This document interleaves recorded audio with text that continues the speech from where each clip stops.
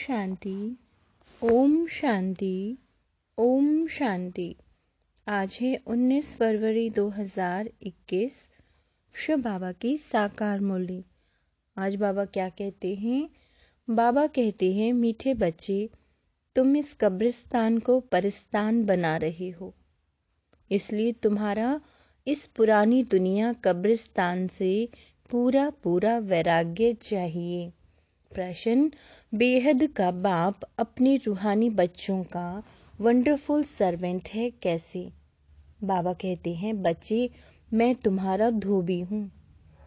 तुम बच्चों के तो क्या सारी दुनिया की छीछी गंदे वस्त्र सेकंड में साफ कर देता हूँ। आत्मा रूपी वस्त्र स्वच्छ बनने से शरीर भी शुद्ध मिलता है। ऐसा वंडरफुल सर्वेंट है जो मन मनाभव के छू मंत्र से सबको सेकंड में साफ कर देता है। ओम शांति। ओम शांति का अर्थ बच्चों को बाप ने समझाया। अहम आत्मा का स्वधर्म है शांत। शांति धाम जाने के लिए कोई पुरुषार्थ नहीं करना पड़ता है। आत्मा स्वयं शांत स्वरूप शांति धाम में रहने वाली है। हाँ, थोड़ा समय शांत रह सकती है। आत्मा कहती है, मैं कर्मेंद्रियों के बोझ से थक गई हूँ। मैं अपने स्वधर्म में टिक जाती हूँ, शरीर से अलग हो जाती हूँ, परंतु कर्म तो करना ही है। शांति में कहाँ तक बैठे रहेंगे? आत्मा कहती है, हम शांति देश के रहवासी हैं। सिर्फ यहाँ शरीर में आने से मैं टॉकी बना हूँ। अहम आत्मा अविनाशी, मम शरीर है विनाशी। आत्मा पावन और पतित बनती है। सतयुग में 5 तत्व भी सतो प्रधान होते हैं। यहाँ 5 तत्व भी तमो प्रधान हैं। सोने में खाद पड़ने से सोना पतित बन जाता है, फिर उसको साफ करने के लिए आग में डाला जाता है। इनका नाम ही है योग अग्नि। दुनिया में तो अनेक प्रकार के हठ योग आदि सिखलाते हैं, उनको योग अग्नि नहीं कहा जाता। योग अग्नि यह है जिससे पाप जलते हैं। आत्मा को पतित से पावन बनाने वाला परमात्मा है। बुलाते हैं, हे पतित पावन आओ। ड्रामा प्लान अनुसार सबको पतित तमो प्रधान बनना ही है। यह झाड़ है। बाबा कहते हैं, इनका बीज रूप ऊपर में है। बाप को जब बुलाते हैं, बुद्धि ऊपर चली जाती है, जिससे तुम वर्षा ले रहे हो जो अब नीचे आया है। कहते हैं, मुझे आना पड़ता है। मनुष्य सृष्टि का जो झाड़ है, अनेक वैरायटी धर्मों का, वह अब तमो प्रधान पतित है। जड़ जड़ी भूत अवस्था को पाया हुआ है। बाप बैठ बच्चों को समझाते हैं, सतयुग में देवताएं, कलयुग में है असुर। बाकी असुर और देवताओं की लड़ाई लगी नहीं है। तुम इन असुरी 5 विकारों पर योग बल से जीत पाते हो, बाकी कोई हिंसक लड़ाई की बात नहीं।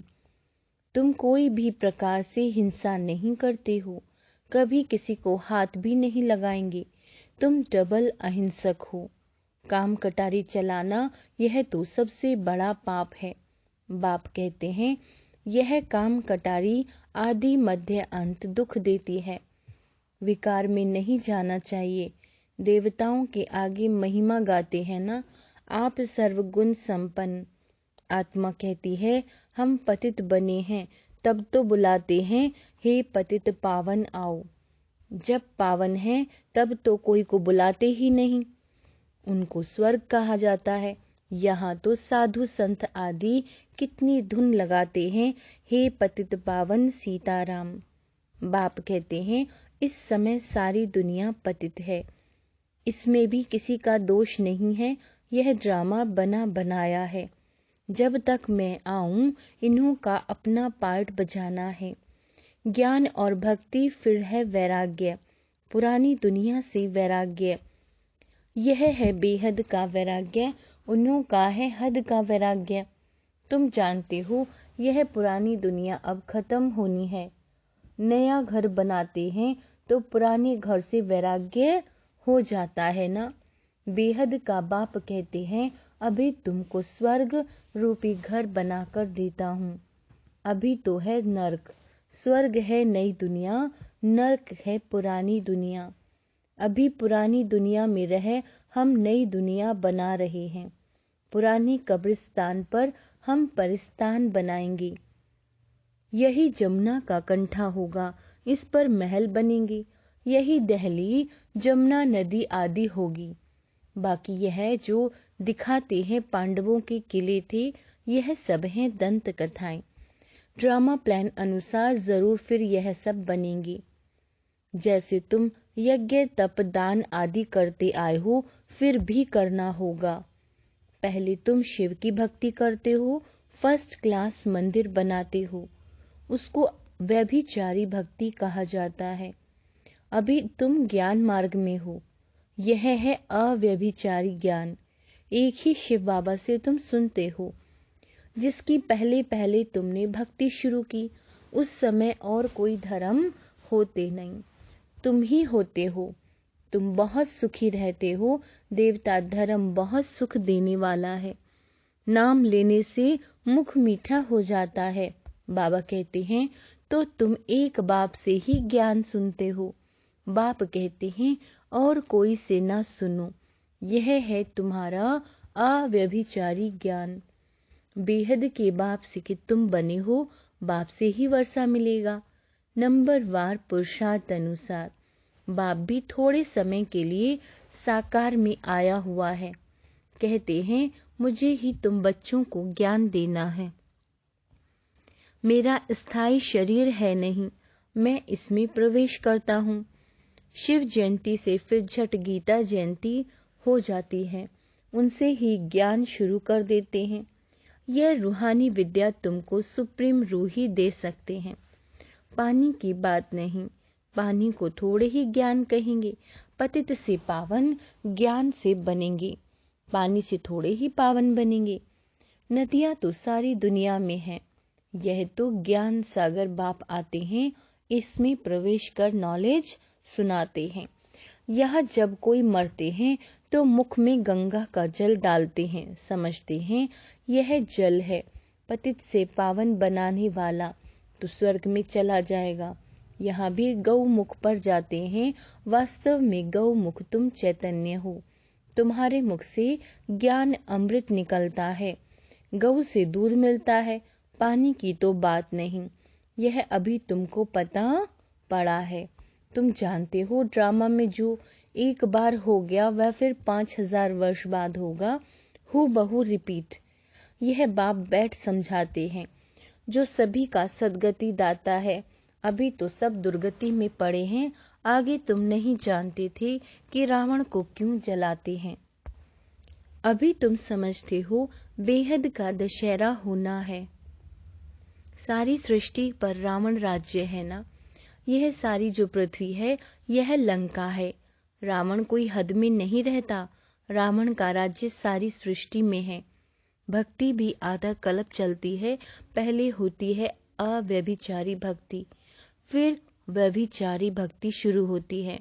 दशहरा, रक्षाबंधन आदि सब अभी के त्योहार हैं। शिव जयंती के बाद होती है कृष्ण जयंती। अभी कृष्णपुरी स्थापन होती है।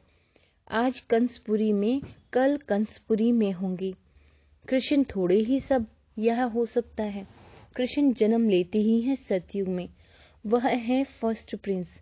स्कूल में पढ़ने जाते हैं, जब बड़ा होता है तब गद्दी का मालिक बनता है। बाकी यह रास लीला आदि वह तो आपस में खुशी मनाते होंगे। बाकी कृष्ण किसी को बैठ ज्ञान सुनाए, यह हो कैसे सकता है। बाबा कहते हैं सारी महिमा एक शिव बाबा की है, जो पतितों को पावन बनाते हैं।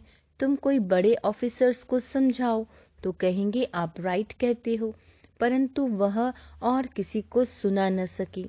उनकी बात कोई सुनेगा नहीं। बीके बना और सब कहेंगे इनको तो जादू लग गया। बीके का नाम सुना, बस समझते हैं यह जादू करती होंगी। थोड़ा किसी को ज्ञान दो तो कह देते यह बीके जादू लगाती हैं। बस यह तो सिवाय अपने दादा के और किसी को मानती नहीं है। भक्ति आदि कुछ नहीं करती। बाबा ने कहते हैं, बाबा तो कहते हैं किसी को मना नहीं करना है कि भक्ति ना करो, आपे ही छूट जाएगी। तुम भक्ति छोड़ते हो, विकार छोड़ते हो, इस पर ही हंगामा होता है। बाबा ने कहा, मैं रुद्र ज्ञान यज्ञ रचता हूँ, इसमें असुरी संप्रदाय के विघ्न पड़ते हैं। यह है शिव बाबा का बेहद का यज्ञ, जिसमें मनुष्य से देवता बनते हैं। गाया हुआ भी है, ज्ञान यज्ञ से विनाश ज्वाला प्रज्वलित हुई। जब पुरानी दुनिया विनाश हो तब तो तुम नई दुनिया में राज्य करेंगे। मनुष्य कहेंगे हम कहते हैं शांति हो और यह बीके कहते हैं विनाश हो। बाप समझाते हैं ये सारी पुरानी दुनिया इस ज्ञान यज्ञ में स्वाहा हो जाएगी। इस पुरानी दुनिया को आग लगनी है, नेचुरल क्लैमिटीज भी आएंगी। विनाश तो होना ही है। सरसों माफिक सब मनुष्य पिसकर खत्म हो जाएंगी, बाकी आत्माएं बच जाएंगी। बाबा कहते हैं बाकी आत्माएं बच जाएंगी। यह तो कोई भी समझ सकते हैं। आत्मा अविनाशी है। अभी यह बेहद की होलिका होनी है, जिसमें शरीर सब खत्म हो जाएंगे। बाकी आत्माएं पवित्र बन चली जाएंगी। आग में चीज शुद्ध होती है ना, हवन करते हैं शुद्धता के लिए। वह सब है जिस्मानी बातें। अभी तो सारी दुनिया स्वाहा होनी है। विनाश के पहले जरूर स्थापना हो जानी चाहिए। किसी को भी समझाओ तो पहले बोलो स्थापना फिर विनाश। ब्रह्मा द्वारा स्थापना, प्रजापिता तो मशहूर है ना। आदि देव और आदि देवी जगत अम्बा के भी लाखों मंदिर हैं। कितने मेले लगते हैं। तुम हो जगत अम्बा के बच्चे। ज्ञान ज्ञानेश्वरी फिर बनेंगी राज राजेश्वरी। तुम बहुत धनवान बनते हो, फिर भक्ति मार्ग में लक्ष्मी से दीप माला पर विनाशी धन मांगते हैं। यहाँ तो सब कुछ मिल जाता है। आयुष्मान भव, पुत्रवान भव। तुम जानते हो हमारी आयु 150 वर्ष की रहती है। बाप कहते हैं जितना योग लगाएंगे उतना आयु बढ़ती रहेगी। तुम ईश्वर से योग लगाकर योगेश्वर बनते हो। मनुष्य भी है योगेश्वर, कहा भी जाता है विकारी। मूत पलीती कपड़ा धोए। बाप कहते हैं मुझे धोबी भी कहते हैं। मैं सब आत्माओं को आकर साफ करता हूँ, फिर शरीर भी नया शुद्ध मिलेगा। बाप कहते हैं मैं सेकंड में सारी दुनिया के कपड़े साफ कर लेता हूँ। सिर्फ मन मनाभव होने से आत्मा और शरीर पवित्र बन जाएंगे। छू मंतर है ना, सेकंड में जीवन मुक्ति। कितना सहज उपाय है। बाप को याद करो तो पावन बन जाएंगे। चलते फिरते सिर्फ बाप को याद करो और कोई जरा भी तकलीफ तुमको नहीं देता हूँ। सिर्फ याद करना है। अभी तुम्हारी एक एक सेकंड में चढ़ती कला होती है। बाप कहते मैं तुम बच्चों का सर्वेंट बना हूँ। तुमने बुलाया ही है, हे पतित पावन आओ, आकर हमको पावन बनाओ। अच्छा बच्चे आया हूँ तो सर्वेंट हुआ ना। जब तुम बहुत पतित बने हो तभी जोर से चिल्लाते हो।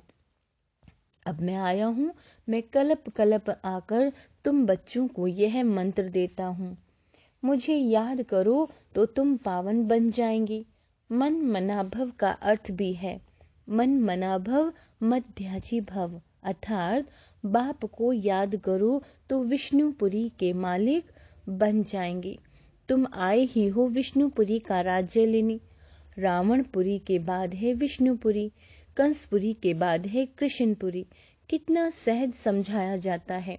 बाप कहते हैं इस पुरानी दुनिया से ममत्व मिटा दो। अभी हमने 84 जन्म पूरे किए।